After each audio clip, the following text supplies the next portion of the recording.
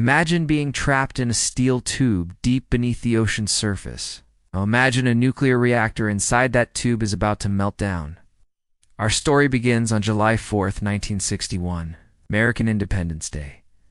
Deep in the North Atlantic, the K-19, the Soviet Union's first nuclear-powered ballistic missile submarine, was running a military exercise.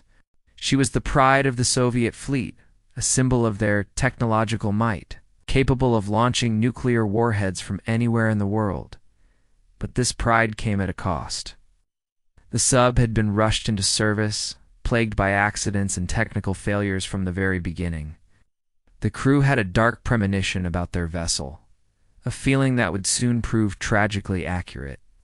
Suddenly, a catastrophic failure. Tiny, almost invisible crack in a cooling pipe for the aft nuclear reactor began to leak. The pressure in the primary coolant loop plummeted. Without coolant, the reactor's core temperature started to skyrocket. Alarms blared through the cramped compartments. The temperature was climbing past 800 degrees Celsius, the melting point of the fuel rods. A complete nuclear meltdown was imminent. Captain Nikolai Zatayev faced an impossible choice. A meltdown wouldn't just destroy the submarine and kill all 139 men aboard. The resulting nuclear explosion could be mistaken by the Americans for a first strike, potentially igniting a full-scale nuclear war. There were American bases nearby, and tensions were at an all-time high. The fate of the world literally rested on his shoulders. Furthermore, the submarine's long-range radio was dead. They were completely alone, unable to call for help or explain the situation. There was no built-in backup cooling system. It was a fatal design flaw. The only solution was a desperate, almost suicidal one. They had to build a new, makeshift cooling system from scratch, and that meant sending men directly into the reactor compartment, a chamber now saturated with lethal levels of radiation. Captain Zatayev asked for volunteers. He needed a team to venture into the heart of the reactor, an area now so radioactive that it was a death sentence. Knowing the risks, a group of 8 young sailors stepped forward.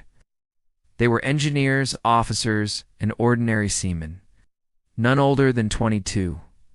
They knew they were going to their deaths, but they also knew they were the only hope to save their comrades and prevent a global catastrophe. In teams of 2, they braved the unimaginable. Dressed in flimsy, inadequate protective gear, they entered the reactor compartment. The radiation was so intense it made their eyes sting and left a metallic taste in their mouths. They vomited. Their skin turned dark, but they kept working. They had to cut pipes and weld a new water pipe to the reactor, all while being bombarded with deadly gamma rays. Each man could only stay inside for a few minutes before collapsing from radiation sickness. For over 2 hours, this relay of heroes fought against time and an invisible enemy. One by one, they would enter the chamber, work until they couldn't stand, and be dragged out by their comrades. They were literally sacrificing their lives minute by minute to cool the raging reactor. Their faces swelled, their bodies were burned, but they did not stop. They succeeded. The makeshift system worked, and the reactor's temperature began to fall. They had averted a meltdown. But the horror was far from over. The entire submarine was now contaminated with radioactive steam. The crew, trapped in their steel coffin, were all exposed. After a terrifying wait, they were finally located and rescued by another Soviet submarine. But for the 8 heroes who entered the reactor, it was too late. Within a week, all 8 had died excruciating deaths from acute radiation syndrome. Over the next 2 years, another 14 crew members would succumb to radiation-related illnesses. For decades, the story of K-19 was a closely guarded Soviet secret. The survivors were sworn to silence, forbidden to speak of their ordeal or the heroism of their fallen comrades. They weren't hailed as heroes. They were hidden away, their sacrifice erased from history to cover up the embarrassing failure of Soviet technology. The families of the dead were told their sons died in a simple accident. It wasn't until the fall of the Soviet Union that the truth began to emerge. The surviving crew members finally broke their silence, wanting the world to know about the bravery of their friends.